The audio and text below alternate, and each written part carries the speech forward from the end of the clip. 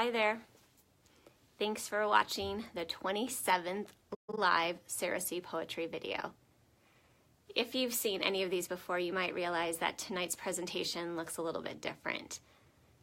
When I revisited the poem that I wanted to share, called Pride, I realized that the tone needed to match the words. As we seek God and continue on this narrow path journey, oftentimes there are unexpected surprises. One of the surprises that I regularly encounter is a better understanding of who God is. And sometimes that revelation brings joy and peace. At other times, like tonight, knowing God more makes me feel ridiculously small and imperfect. Just like with any loving father, there are times when God needs to redirect us and help us learn from our mistakes. In biblical times, God's people visually repented of their sins by dressing in sackcloth, a scratchy material made of goat's hair that was really coarse and scratchy.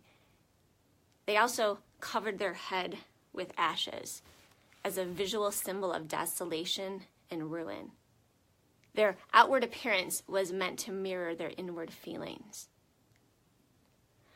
The more I've gotten to know God better, the more that I realize that many of my sins are rooted in selfishness and in pride.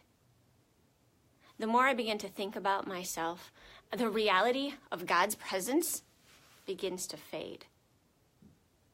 If I continue down that path, it can get to a point where it is so dark and cloudy that God doesn't even seem real anymore. So my friends, let's not be afraid to be honest with God and real with ourselves. He knows all of our weaknesses anyway, and amazingly, He still loves us. Sometimes all we need to do is just get ourselves out of the way, and then we will be more accurately able to see Him. I hope that gives you some background into the poem that I wrote called Pride.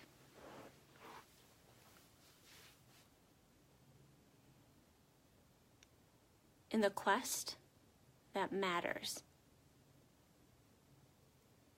your greatness gets lost, hidden behind myself. Too much me in the way, blocking, distracting. A glimpse of Him, too brief. A blip, a speck. Was it even real? Misty echoes of vagueness, shrouded in darkness, clouded by selfishness. Are you even there? If I would move aside,